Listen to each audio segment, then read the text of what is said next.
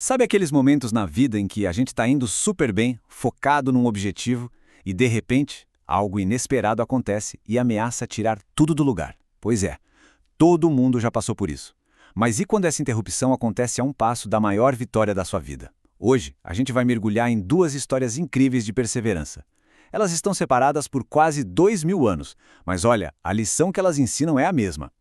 Vamos voltar no tempo. O cenário é Atenas, 2004. A capital grega, o berço dos Jogos Olímpicos, está recebendo mais uma vez o maior evento esportivo do planeta. Dá para imaginar a energia no ar, né? Aquela atmosfera elétrica. E o evento principal, a prova das provas, é a Maratona Olímpica. O teste final de resistência, de força, de vontade. Pensa só, correr 42 quilômetros debaixo daquele sol grego, com certeza não é para qualquer um.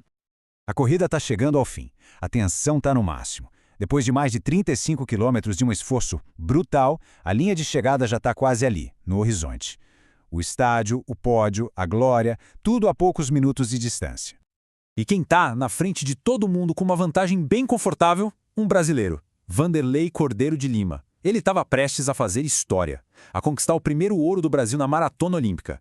O sonho estava se tornando realidade.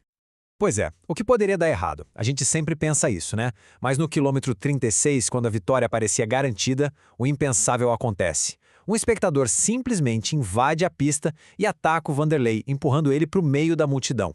O sonho, de repente, é interrompido da forma mais absurda possível. Naquele momento, o Vanderlei perde segundos que valiam ouro. E mais do que isso, ele perde o ritmo, a concentração. Claro, ele é ultrapassado por dois outros corredores. O ouro escapou. Mas em vez de desistir, o que ele faz? Ele se levanta, com a ajuda de um espectador grego, e volta a correr. Ele cruza a linha de chegada em terceiro lugar, mas com um sorriso gigante no rosto e fazendo o famoso aviãozinho. Ele não estava celebrando a medalha que perdeu, mas sim a corrida que ele conseguiu terminar. Essa história do Vanderlei é sobre uma corrida interrompida. Agora, vamos fazer uma viagem no tempo, quase 2000 anos para trás, para encontrar um outro corredor. Cuja jornada foi interrompida de um jeito ainda mais radical. O nome dele é Paulo, o apóstolo. E a pista de corrida dele, naquele momento, era uma cela de prisão. Olha, o contraste entre os dois é impressionante, né? De um lado, um atleta no auge da forma física competindo pelo maior prêmio do esporte mundial.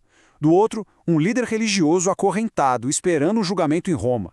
Mas o ponto em comum é esse. Ambos tiveram suas corridas interrompidas. E a reação deles a isso ensina uma lição muito poderosa. A prisão do apóstolo Paulo não foi uma coisa que aconteceu do dia para a noite. Foi o ponto final de anos de perseguição, de acusações falsas, várias detenções, e ele sobreviveu até um naufrágio. Dava para ele ter se sentido completamente derrotado, certo? Mas foi justamente dali, daquele lugar de confinamento, que ele escreveu algumas das palavras mais inspiradoras da história. E é dessa prisão que surge uma das metáforas mais conhecidas sobre resiliência, a vida como uma corrida de longa distância, uma corrida de resistência. Paulo, mesmo acorrentado, não se via como alguém que tinha parado de correr. Pelo contrário, ele ainda se enxergava como um corredor em pleno movimento. Ele usa essa imagem dos jogos gregos, que era algo super comum para a cultura da época, para dizer que, apesar da interrupção, o alvo final, o prêmio, continuava lá na frente. A partir dessa ideia, Paulo basicamente detalha uma mentalidade em 4 passos para não desistir. Primeiro, ter humildade. Depois, deixar o passado para trás, que foi exatamente o que o Vanderlei teve que fazer em uma fração de segundo, né? Esquecer o agressor e focar na linha de chegada. É uma filosofia sobre manter o foco total no objetivo e simplesmente continuar avançando. Ok, mas que prêmio era esse que mantinha o Paulo correndo, mesmo dentro de uma prisão? Com certeza não era uma medalha de ouro ou uma coroa de louros, era algo bem diferente. E a diferença entre esses prêmios é a chave de tudo. Os atletas gregos treinavam que nem loucos por uma coroa de folhas de louro que, em poucos dias, secava e era jogada fora. Paulo argumenta que a corrida da vida tem um prêmio que não murcha, não acaba, não perde o valor. Uma coroa que ele chama de incorruptível. Essa ideia de um prêmio eterno é tão importante que os textos bíblicos chegam a descrever 5 coroas espirituais diferentes. Cada uma celebra um tipo de perseverança, desde superar as dificuldades até liderar outras pessoas. Isso mostra que o conceito de vitória, nessa filosofia, tem muitas faces. Agora, vamos voltar para Atenas, porque é aqui que tudo se conecta. A história do Vanderlei não acabou na linha de chegada com uma medalha de bronze. Tinha algo ainda maior para acontecer. Ele perdeu a corrida que todo mundo esperava que ele vencesse. Mas ao se recusar a ser derrotado por aquele ataque, ele conquistou uma coisa que pouquíssimos atletas em toda a história conseguiram. Ele recebeu a medalha Pierre de Coubertin. E olha só, isso não é um prêmio por vencer.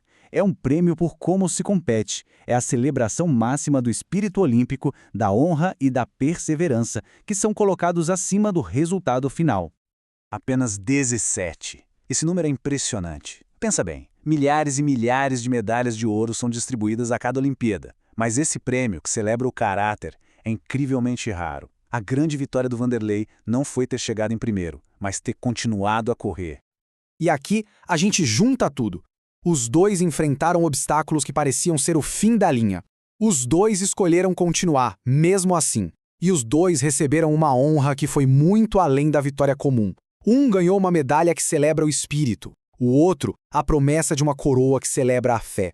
No fim das contas, a verdadeira vitória está em terminar a corrida. Anos depois de escrever daquela prisão em Roma, Paulo, já perto do fim da vida, olhou para trás e resumiu sua jornada com essas palavras. Ele não disse, eu venci todas as batalhas. Ele disse, eu terminei a corrida. Essa é a essência da perseverança. Então, quando a jornada da gente é interrompida por um desafio que a gente não esperava, as histórias do Vanderlei e do apóstolo Paulo servem como um lembrete. Ser derrubado não é o fim. A verdadeira medida do sucesso não está em nunca cair, mas sim em se levantar e continuar prosseguindo para o alvo.